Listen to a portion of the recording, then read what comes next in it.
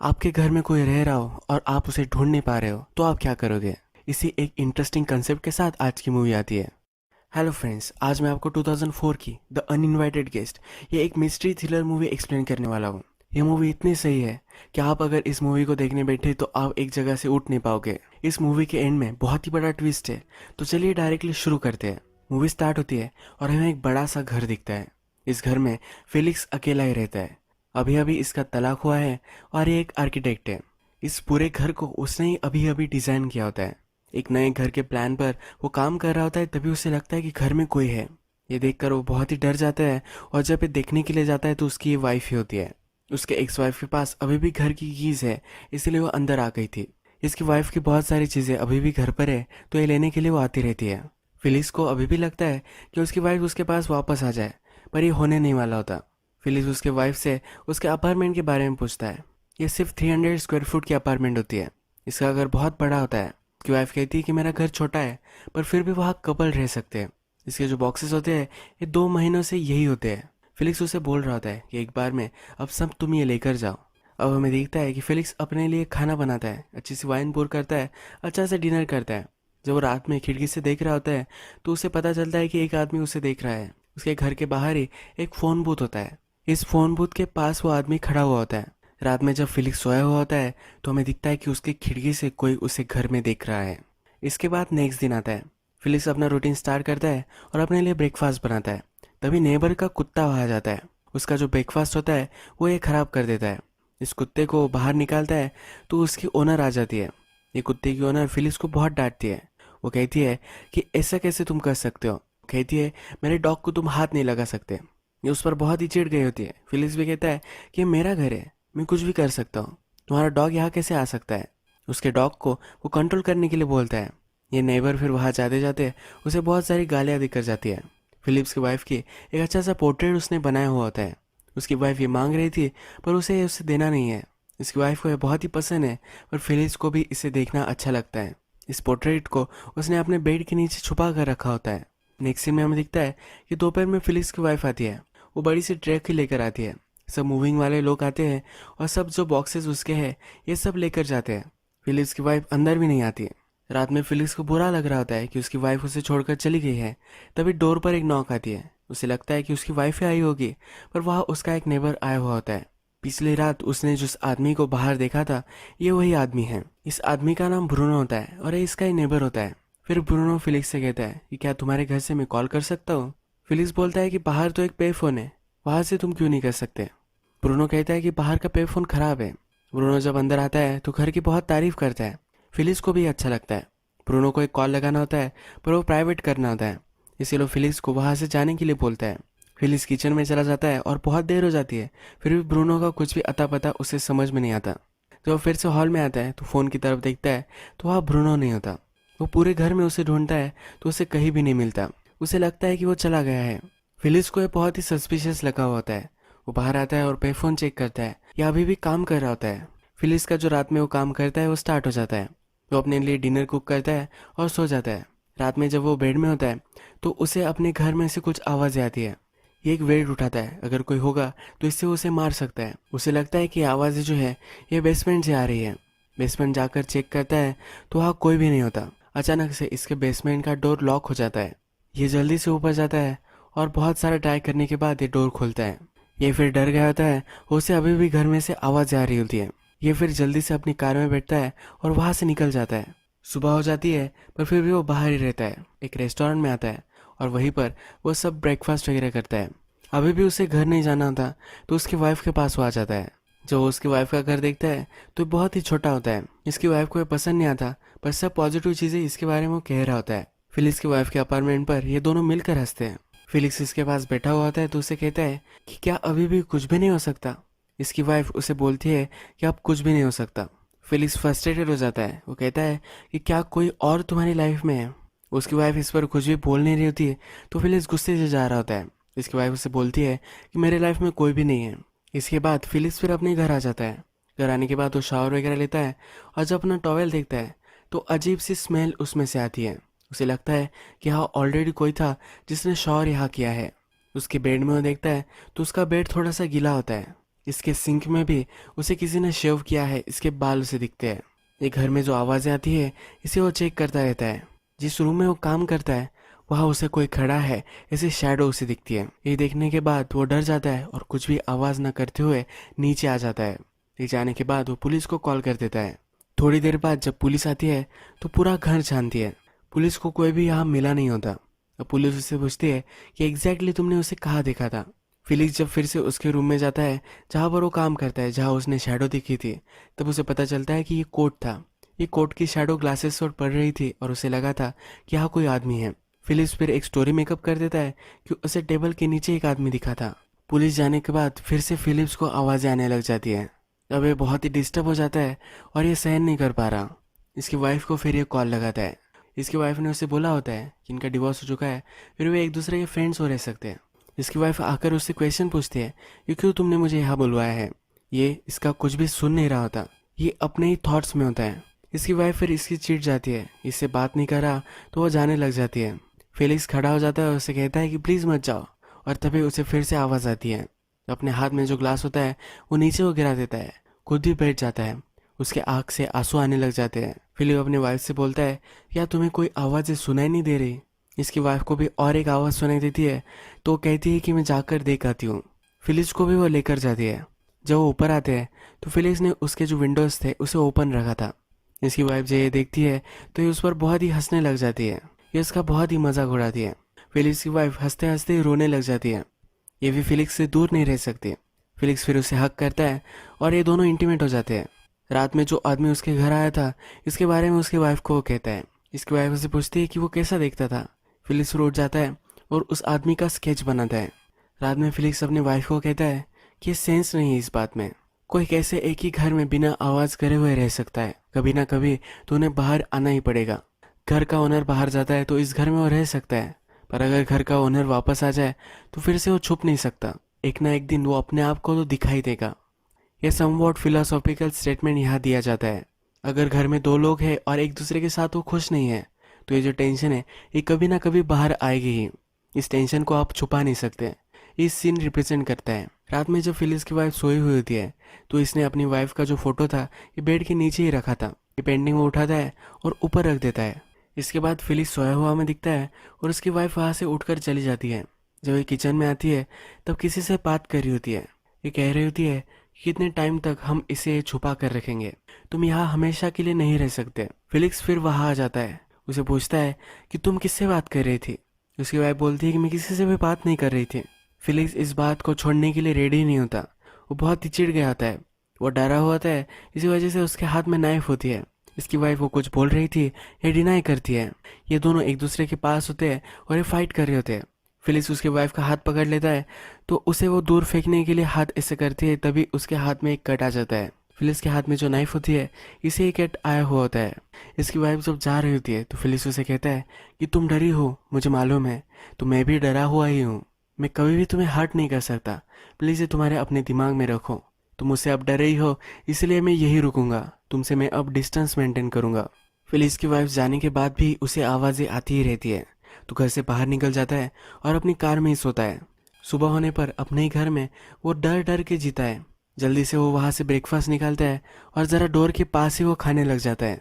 अब हम देखते हैं कि नेबर का जो डॉग था ये वहाँ आ चुका है। फिलिक्स को आइडिया आती है तो उस नेबर के डॉग को लीश लगाता है। उसे वो घर में अगर कोई होगा तो उसे ढूंढने के लिए कहता है। ये डॉग फिर स्टेज से ऊपर आ जाता है। फिलिक्स भी उसके पीछे पीछे ही आया हुआ होता है, तो तभी उसकी नेबर आ जाती है। नेबर जब देखती है कि फिलिक्स ने उस पर लीश लगाई है तो ये लीश वो फिलिक्स से ले लेती है। इस डॉग के पीछे पीछे नेबर भी ऊपर आ जाती है। जब ये नेबर ऊपर जाती है तो अचानक से स्टेयरकेस से गिर जाती है। गिरकर ये ही मर जाती है। जो डॉग था इसे भी लीश लगाई गई थी, इस लीश से यह भी मर जाता है। मरते हुए नेबर से फिलिक्स पूछ रहा होता है कि क्या तुम्हें किसी ने धक्का दिया है। उसे अभी भी लग रहा होता है कि ऊपर कोई ना कोई तो है। इसके बाद हमें दिखता है कि फिलिक्स पुलिस को कॉल करता है। ये पुलिस स्टेशन में है। जिस तरह से इंसिडेंट हुआ था ये पुलिस को फिलिक्स ने बताया हुआ है। पुलिस कहते हैं कि तुम्हारी जो स्टोरी है ये चेकआउट करती है, यानी कोई इनोसेंट है, उसने कुछ भी नहीं किया है। पुलिस अब उसे वहाँ से जाने के लिए कहती है। फिलिक्स को घर जाना नहीं होता। वो कहता है कि मैंने अगर पहले कॉल किया होता तो जिंदा होती। पुलिस ऑफिसर कहता है कि तुम डर गए थे, तुम वैसे भी जल्दी कॉल नहीं कर सकते थे। फिलिक्स को लगता है कि उसे जेल में बंद कर देना चाहिए। ये पुलिस ऑफिसर से ये वियर्ड डिमांड करता है। पुलिस ऑफिसर उसे घर जाने के लिए कहता है। पुलिस ऑफिसर जब इससे बात कर रहा होता है तब उसके पास एक एविडेंस की बैग होती है, जो अपने लॉकर में रखता है। फिलिक्स जब ये देखता है तो एक गन वो चोरी कर लेता है। फिलिक्स जब घर के बाहर आता है तो पेफोन से अपने घर में कॉल लगाता है। वो देख रहा होता है कि क्या घर में कोई है। वो कंफर्म करना चाहता है कि घर में कोई है। ये कॉल कोई उठा लेता है तभी फिलिक्स इसे बंद कर देता है। इसे अब पता चल जाता है कि उसके घर में कोई 100% है। ये घर में जाता है और उसे आवाज़ें ऊपर से आ रही होती है। इसके हाथ में गन होती है। ऊपर जाता है और उसके स्टोरेज रूम में कोई है ऐसे उसे लगता है। ये बहुत सारी गोलियां उस पर चला देता है। ये जब पास जाता है तो उसे खून पड़ा हुआ है ये दिखता है। स्टोरेज रूम में कोई चला गया है तो अंदर से वो डोर ओपन करने की कोशिश करता है, पर फिलिक्स पूरे जोर लगाकर इस डोर को बंद कर देता है। इसको लॉक भी कर देता है। थोड़े दिन पहले जो आदमी घर में आया था उसका स्केच वो उठाता है। घर सब लॉक करता है और इसके बाद घर के बाहर आ जाता है। थोड़े आगे जाने के बाद यही ये सो जाता है। उसके नेबर का जो स्केच होता है इसने बाहर फेंक दिया होता है। कुछ बच्चे यहाँ से जा रहे होते हैं। इस स्केच को वो देखते हैं। ये एक दूसरे से बात कर रहे होते हैं। एक बच्चे ने इस स्केच को पहचान लिया होता है। ये कहता है कि यही इस नेबरहुड में एक आदमी रहता है, इसका स्केच है। उसका फ्रेंड इस पर बिलीव नहीं कर रहा होता। फिलिप जब नींद से उठता है तो ये सब बातें वो सुन लेता है। जब इसमें बहुत ही ज़्यादा इंटरेस्टेड हो जाता है। ये बच्चे फिर उस आदमी का इसे पता दे देते हैं। इसके बाद हम देखते हैं कि उस आदमी के घर में फिलिक्स घुस जाता है। इस घर में आने के बाद पूरे घर में वो घूमता है। थोड़ी देर में उसे डोर ओपन होने की आवाज़ आती है और वो घर में छुप जाता है। यहाँ पर एक पैरालाइज लेडी होती है, उसके साथ एक आदमी होता है। ये जो हाउस है इसके नेबर में ही है। इसका नाम क्लॉडिया होता है। क्लॉडिया और उसका फ्रेंड बात कर रहे होते हैं तब हमें पता चलता है क्लॉडिया का हस्बैंड 2-3 दिन से गायब है। ये बहुत ही परेशान है। इसे अभी भी लग रहा था कि इसका हस्बैंड घर वापस आ चुका होगा। यहाँ पर कोई भी नहीं होता। क्लॉडिया अभी अभी पैरालाइज्ड हुई है तो उसे लगता है कि पैरालाइज्ड है, इसी वजह से उसका हस्बैंड उसे छोड़कर चला गया है। ये यहाँ रोने लग जाती है। उसका फ्रेंड उसे सहारा देता है। उसका फ्रेंड उसे बोलता है कि तुम्हारा हस्बैंड वापस आ जाएगा। वो मेरा भी फ्रेंड था, वो ऐसे किसी को भी छोड़कर नहीं जा सकता। फिलिक्स यही छुपा हुआ होता है। बहुत रात हो जाती है तो फिलिक्स यही सोफे पर सो जाता है। सुबह क्लॉडिया अपने व्हीलचेयर से जब नीचे आती है तो फिलिक्स से देख लेता है। वो घर में ही छुप जाता है। उसके घर में कोई मर चुका है, ये अब सोच कर फिर से अपने घर में नहीं जाना चाहता। इस घर में वो छुपता रहता है। क्लॉडिया जब नीचे जाती है तो उसके रूम में वो बात वगैरह लेता है। क्लॉडिया रात में टीवी देखती है तो यही टीवी वो देखता है। उसका जो सब रूटीन होता है उसके साथ करता है। रात में सोने के लिए क्लॉडिया उसके रूम में जाती है। क्लॉडिया के नीचे आने के लिए जो लिफ्ट होती है उस पर हाथ फिलिक्स का पड़ जाता है। इससे वो नीचे चली जाती है। क्लॉडिया को लगता है कि घर में कोई है और वो बहुत ही डर जाती है। अपने बेडरूम में आकर अपने फ्रेंड को कॉल कर देती है। फिलिक्स भी क्लॉडिया की नज़रों से छुपकर क्लॉडिया की बेड के नीचे ही छुप जाता है। थोड़ी देर बाद क्लॉडिया का फ्रेंड वहाँ आता है। उसे वो सहारा देता है। उसने पुलिस को भी बुलवाया होता है। ये पुलिस पूरे घर को छानते हैं पर उसे कोई भी नहीं मिलता। क्लॉडिया अपने बेडरूम में ही थी तो बेडरूम नहीं छानते। क्लॉडिया का फ्रेंड उसे कहता है कि क्या तुम्हें लगता है कि मार्टिन वहाँ होगा। ये कहती कि वो नहीं हो सकता। पिछले कुछ दिनों से वो अपने बेसमेंट में ही रहता है। मुझे ऐसा लगता था कि वहाँ वो कुछ डिग कर रहा था। मेरी ही ग्रेव वो डिग कर रहा था, ऐसा मुझे लगता था। क्लॉडियो को बहुत ही सिली लगता है और उसका फ्रेंड और वो इस पर हंसने लग जाते हैं। इसके बाद उसका फ्रेंड उसे चीयर अप करने के लिए कहता है कि कल तुम्हारा बर्थडे है, हम तुम्हारे लिए कुछ सेलिब्रेशन करते हैं। क्लॉडिया का फ्रेंड उससे कहता है कि तुम्हारे बर्थडे के लिए तुम्हें क्या चाहिए। क्लॉडिया कहती है मुझे इन सब से दूर जाना है। उसका फ्रेंड इसके लिए एग्री नहीं करता। वो कहता है कि अच्छे से रेस्टोरेंट में हम जाएंगे। क्लॉडिया का फ्रेंड और क्लॉडिया इन दोनों में नज़दीकियाँ अब बढ़ने लग गई होती है। क्लॉडिया जब अपने रूम में आती है तो अपने आप को प्लीज़ करने लग जाती है। नेक्स्ट दिन जब आता है तो क्लॉडिया को लगता है कि फिर से नीचे कोई है। वो जब देखने के लिए जाती है तो उसके फ्रेंड ने उसके लिए सरप्राइज पार्टी प्लान की होती है। उसके सब फ्रेंड्स वहाँ होते हैं। क्लॉडिया का फ्रेंड जब ऊपर आता है तो उसे फिलिक्स दिख जाता है। उसे लगता है कि पार्टी में इसे इन्वाइट किया गया होगा। वो फिलिक्स को डांटता है और कहता है कि मैंने सब लोगों को नीचे ही रहने के लिए बोला था, तुम यहाँ क्या कर रहे हो। फिलिक्स उसे अपोलोजाइज करता है और नीचे आ जाता है। उसे वहाँ क्लॉडिया दिखती है तो क्लॉडिया से बात करने लग जाता है। वो क्लॉडिया से कहता है कि मैंने तुम्हारे लिए कुछ भी गिफ्ट नहीं लाया है, ऐसा फिर से कभी नहीं होगा। वो क्लॉडिया से फ्लर्ट करने लग जाता है और कहता है कि हम दोनों एक दूसरे के लिए परफेक्ट हैं। हम तुम्हारे बर्थडे के लिए कहीं नई कंट्री में कहीं अलग जगह पर जा सकते हैं।